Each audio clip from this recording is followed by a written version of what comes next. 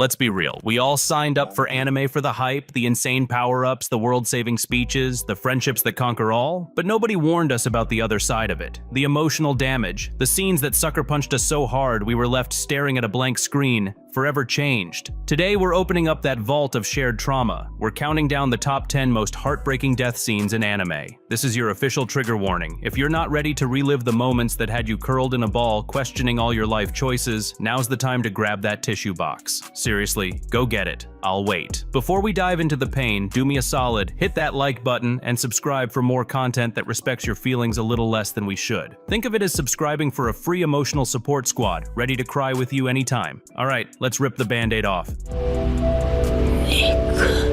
Starting with number 10. Number 10, Sasha Blouse, Attack on Titan. Okay, real talk. In a show where death is as common as poorly written survey course fanfiction, it takes a lot for a single one to truly floor you. But Sasha's was different. She was the heart of the 104th Cadet Corps, the Potato Girl. While everyone else was brooding about the fate of humanity or their tragic backstories, Sasha was just trying to snag an extra bread roll. She represented a sliver of normalcy, a reminder of the simple human joys they were all fighting for. Her death wasn't some grand, explosive Titan battle. It was quiet, brutal, sudden. A single, unexpected gunshot from a scared kid named Gabby. One minute she's laughing, having just saved Kaya, the next she's on the floor and the light in her eyes is just gone. The aftermath is pure, unfiltered agony. Connie's desperate disbelieving laugh, Jean's shattered expression, Mikasa's silent tears, and Eren, you see the last vestiges of his hope die right there with her. Her final, gasping word, meat, is a gut punch of tragic poetry. It wasn't a heroic last stand, it was a senseless casualty of a cycle of hatred they couldn't escape, and it signaled that the last bit of innocence within their group was gone forever. We didn't just lose Sasha, we lost the idea of Sasha, and that's what makes it so devastating.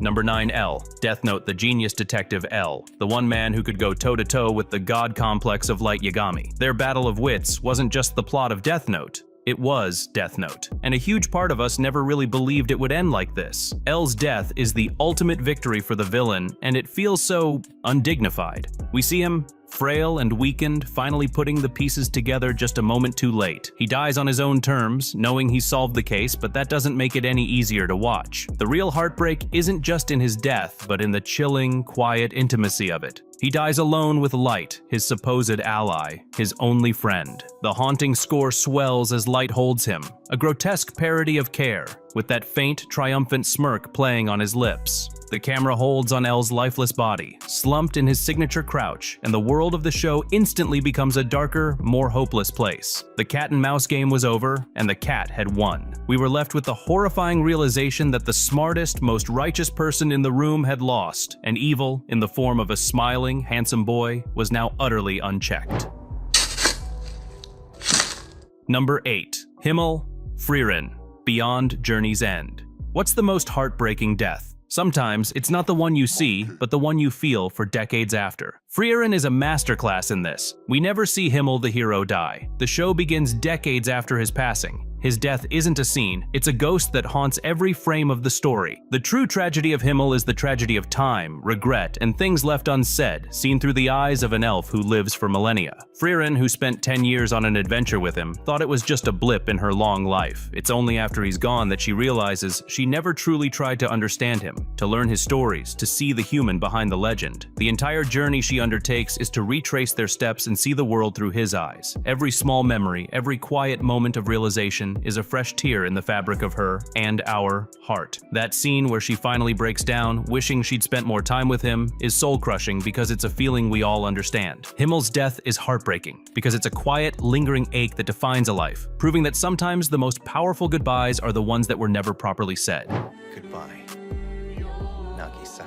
Number 7. Koro-sensei, Assassination Classroom. You signed up for a comedy about a class of misfits trying to assassinate their goofy, godlike, tentacled teacher. You did not sign up for this level of emotional devastation. For 2 seasons, we watched Class 3E grow, not just as assassins, but as people, all under the gentle, whimsical guidance of Koro-sensei. He believed in every single one of them, nurtured their talents, and taught them that their supposed failures were what made them unique. He became a father, a mentor, and the best friend anyone any of them ever had, which is why his final lesson is the most painful one. The students, now loving him more than anything, are forced to carry out the assassination to save the world. And he, the most powerful being on the planet, lets them. He guides their hands. The final sequence, with each student taking their turn, is a masterpiece of bittersweet catharsis. It's not an act of violence, it's a collective, tearful farewell. His final words, his pride in his students, the slow disintegration as he fades into a beautiful, celestial light. It's a waterfall of tears. You're crying because he's gone, but also because of the beautiful, profound impact he had on these kids. It's the perfect, heartbreaking end to a perfect teacher's story.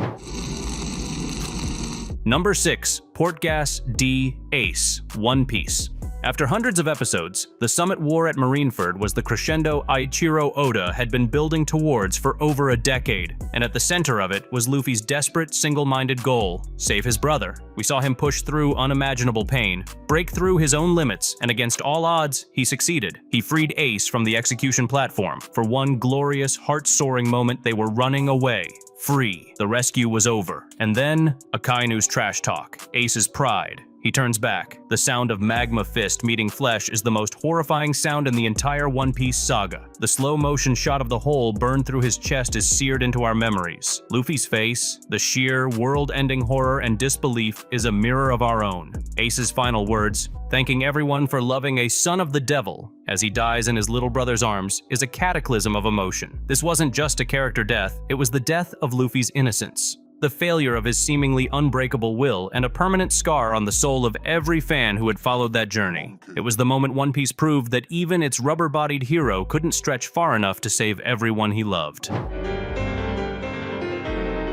Number 5, Kaori Miyazono, Your Lie in April. If you knew this was a tragedy from the start, why does it hurt so much? Your Lie in April is a master of emotional manipulation, painting a world in the most beautiful, vibrant colors, only to drain them all away in the end. Kaori Miyazono bursts into Kausei's monochrome life like a firework, loud, brilliant, and impossibly bright. She drags him back to the piano, filling his world with sound and color again. We all knew she was sick, the signs were there, but we, like Kosei, chose to believe in the magic of her performance. The final episode, with Kosei playing his heart out for her in an empty auditorium, is breathtaking. But the true heartbreak comes with the letter, Kaori's posthumous confession. The realization that her entire extravagant personality was a carefully constructed lie to get close to him, that she'd loved him from afar for years, and that their limited time together was her final desperate dream. The image of her, frail and fading, writing that letter while imagining a final perfect duet with him, it's pure, unadulterated sorrow. It's the heartbreak of a love that was fully realized only in its final fleeting moments,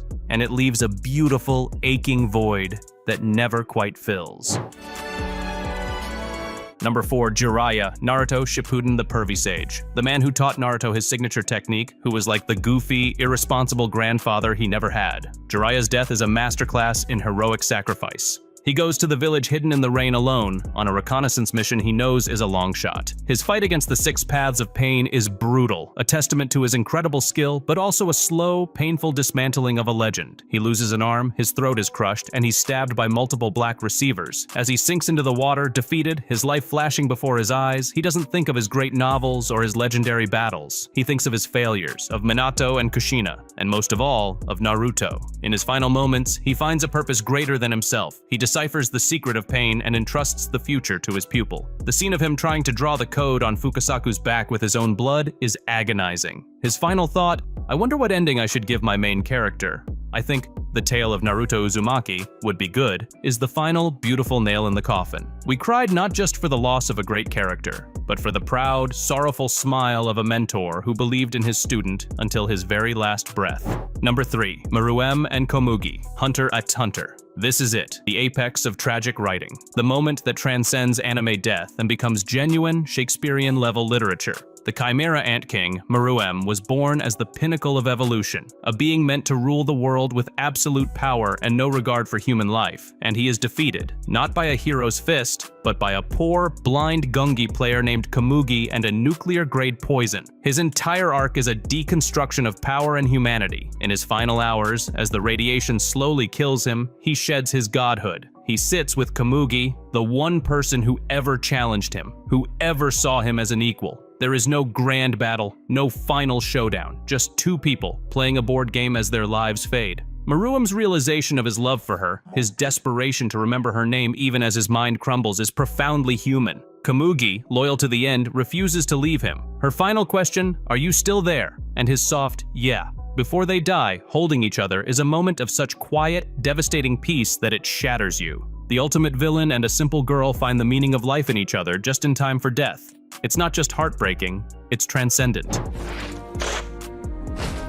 Number 2, Maze Hughes, Full Metal Alchemist Brotherhood. This is the one that broke a generation. Maze Hughes was the embodiment of joy, a goofy, loving family man with a heart of gold who would show pictures of his daughter to anyone with a pulse. In a story filled with dark conspiracies and philosophical dilemmas, he was a beacon of pure, uncomplicated goodness, which is exactly why his death is so brutally effective. It's not a noble sacrifice on a battlefield, it's a cold, clinical assassination in a phone booth by a shape-shifting imposter. The scene itself is a masterwork of tension and dread. We see him realize the conspiracy, his desperation to warn Mustang, and then the gunshot. His final, delirious moments are spent begging the imposter who wears his friend's face not to tell his wife and daughter because it's going to make them cry. The real gut punch, however, is the funeral. It's Alicia, his tiny, beautiful daughter, who doesn't understand why they're putting her daddy in the ground. She screams, "They're burying Daddy!" They said if they bury him, he can't do his work anymore. Stop them, Mommy. That moment, coupled with Mustang's barely contained fury and grief, is an emotional nuclear bomb. Hughes' death was the moment Full Metal Alchemist Brotherhood showed us that no one was safe and that the truest evil isn't a monster, but the one that steals a father from his little girl. Bonus, MIDI.